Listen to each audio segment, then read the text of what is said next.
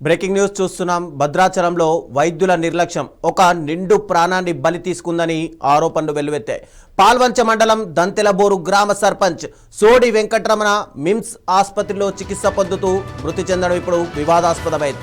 వైద్యుల నిర్లక్ష్యం వల్లే సర్పంచ్ చనిపోయారంటూ దంతెలబోరు ఆసుపత్రి ఎదుట బంధువులు ధర్నా తీవ్ర ఉద్రిక్తతకు దారితీసింది. ఆసుపత్రి రిసెప్షన్కు నిప్పు పెట్టడం పరిస్థితిని ఇక్కడ మరింత దిగజార్చింది.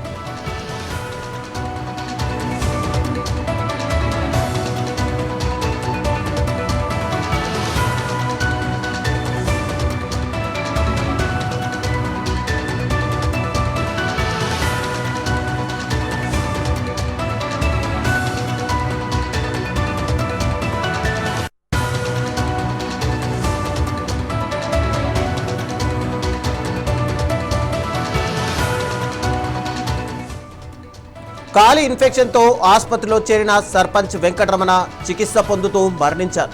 వైద్యుల నిర్లక్ష్యం వల్లే సర్పంచ్ ప్రాణాలు కోల్పోయారంటూ కుటుంబ సభ్యులు బంధువులు ఆసుపత్రి ఎదుట మృతదేహంతో ధర్నాకు దిగారు. ఆసుపత్రి సిబ్బంది సరిగా స్పందించలేదని, సరైన చికిత్స అందించలేదని మృతురాలి బంధువులు ఆరోపిస్తున్నారు. ఇక ఆసుపత్రి యాజమాన్యంపై కఠిన చర్యలు తీసుకోవాలని వెంకటరమణ భర్త కోలేటి ప్రేమ్చంద్ కోరారు.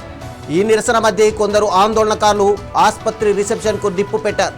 పరిస్థితి చేయి దాటడంతో పోలీసులు వెంటనే సంఘటనా స్థలానికి చేరుకున్నారు. ఆందోళనకారులను శాంతింపజేసి పరిస్థితిని అదుపులోకి తీసుకొచ్చే ప్రయత్నం చేశారు.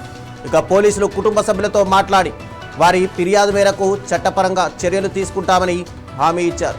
పోస్ట్ మార్టం నివేదిక, పోలీసుల దర్యాప్తు పూర్తయిన తర్వాతే మృతికి గల అసలు కారణాలు వెల్లడవుతాయని అధికారులు చెబుతున్నారు.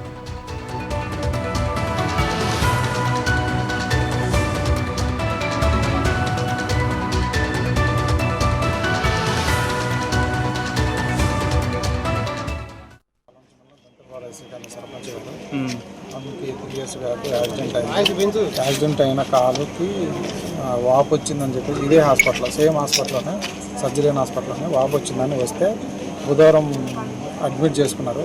అడ్మిట్ చేసుకున్న కానుంచి ఇవి అదేంటి యాంటీబయాటిక్ ఇవ్వాలి, అది చేయాలని చెప్పి అడ్మిట్ చేయించుకున్నారు. తర్వాత హుటాహుటిన ఒక రోజు ఆగి మళ్ళీ నెక్స్ట్ థర్డ్ డే మార్నింగ్ అంబులెన్స్లో వేసుకొని వాళ్ళే ఖమ్మం తీసుకెళ్ళారు. తీసుకెళ్ళే టైంలో ఇక మా వైద్యుల నిర్లక్ష్యం వల్ల మా మిస్సెస్, హాస్పిటల్ వారి నిర్లక్ష్యం వల్ల మా మిస్సెస్ మరణించారు. ఏ హాస్పిటల్? మిమ్స్ అని భద్రాచలం డాక్టర్ మోహన్ రావు గారి హాస్పిటల్. అంటే ఇక్కడ మళ్ళీ రెండో వ్యక్తి చనిపోతే వాళ్ళ రిప్యుటేషన్ పోతుందని చెప్పేసి ఒక పొద్దున్నే వెంటిలేటర్, అంటే ఇక్కడే అవ్వాల్సిన ఆమెను వెంటిలేటర్ పెట్టుకొని ఖమ్మం దాకా తీసుకెళ్ళి అక్కడ వదిలేశారు. పాలవంత మండలం, నా పేరు రాజలక్ష్మి. మా వాళ్ళ అయితే నేను ఇక్కడ గతంలో ఇక్కడే ఆపరేషన్ అయింది, మళ్ళీ ఎక్కడికే తీసుకుపోతే వాళ్ళు తెలిసిన వాళ్ళు కదా అని ఇక్కడ మా అబ్బాయి తీసుకొని వచ్చింది. నేను చిన్న పిల్లని పెట్టుకొని ఈర్జ్ హాస్పిటల్లో నేను ఉంటా, చిన్న పిల్లని పెట్టుకొని. అయితే మొన్న మంచిగానే ఉంది మొన్న మంచిగానే ఉంది. ఇన్ఫెక్షన్ అయింది, ఇన్ఫెక్షన్ తగ్గినాక కాదు మళ్ళీ ఆపరేషన్ చేస్తాం, ఇన్ఫెక్షన్ తగ్గిన దాకా ఇక్కడే ఉండింది అని అంటే ఉంచింది. అయితే నేను మొన్న తీసుకొచ్చిన రోజు ఉంది మంచిగానే, నిన్న రెండో రోజు ఇక చికాకు అవుతుంది. చికాకు అయిపోతా ఉంటే మేము తీసుకుపోతాం అంటే ఆలు బాబు 4 రోజులు తిరిగి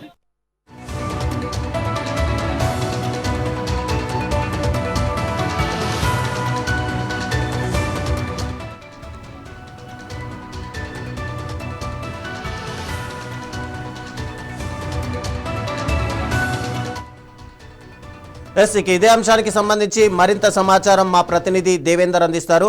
దేవేందర్, చెప్పండి, అసలు వెంకటరమణ మృతికి గల కారణాలు ఏమని పోలీసులు చెప్తున్నారు? అసలు హాస్పిటల్ సిబ్బంది నిర్లక్ష్యం ఇక్కడ స్పష్టంగా కనిపిస్తుంది మనకు.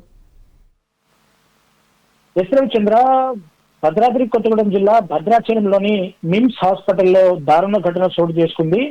వైద్యం వికటించి పాల్వంచ మండలం దంతలబోరు గ్రామ సర్పంచ్, తను సిపిఐ పార్టీ సర్పంచ్ సోడెన్ వెంకటరమణ మృతి చెందిందని చెప్పేసి కూడా మహిళా మృతురాలి బంధువులు ఎవరైతే ఉన్నారో వాళ్ళు భద్రాచలంలోని మిమ్స్ హాస్పిటల్ ఎదుట ధర్నా చేస్తున్న పరిస్థితిని మనం ఇక్కడ చూసుకోవచ్చు. అయితే దాదాపు 3 సంవత్సరాల క్రితం ఒక యాక్సిడెంట్ లో తన కాలుకు దెబ్బ తగిలింది, కాలు విరిగింది.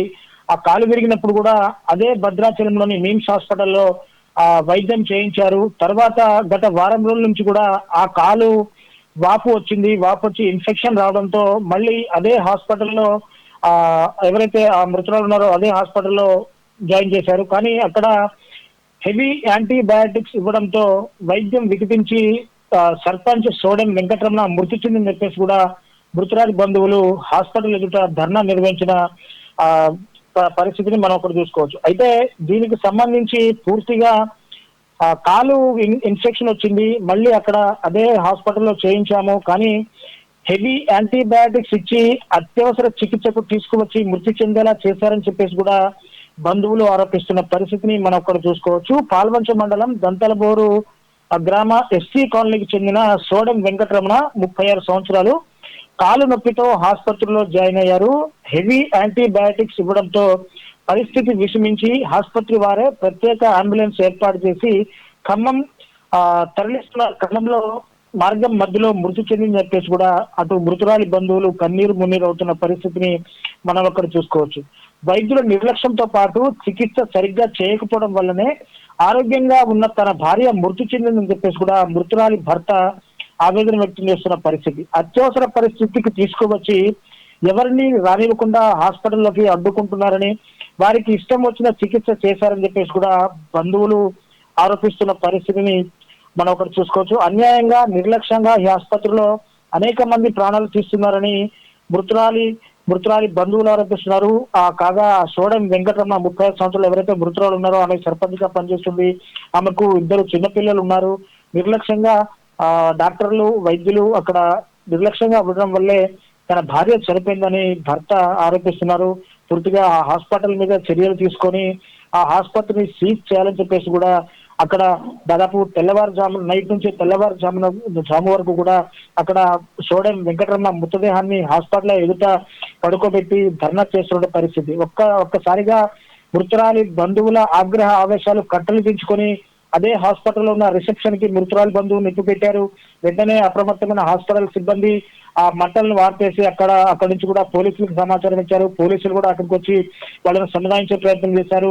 సో సముదాయించిన తర్వాత కూడా మృతురాలి బంధువులు ఆ ఆందోళన అయితే విరమించిన పరిస్థితి కనబడుతోంది. ఈమె ఆ సర్పంచ్ కావడంతో అక్కడ ఎంఆర్ఓ అలాగే ఎంపీడీఓలు కూడా ఈమె మృతి పట్ల చాలా సంతాపాన్ని వ్యక్తం చేసిన పరిస్థితి మనం అక్కడ చూసుకోవచ్చు. సో ఓవరాల్ గా చూసుకుంటే రవిచంద్ర, ఖచ్చితంగా ఏదో ఒక కారణం చేత ఏదో ఒక ఆరోగ్య సమస్యల చేత మనం హాస్పిటల్ కు పోతా ఉంటాము.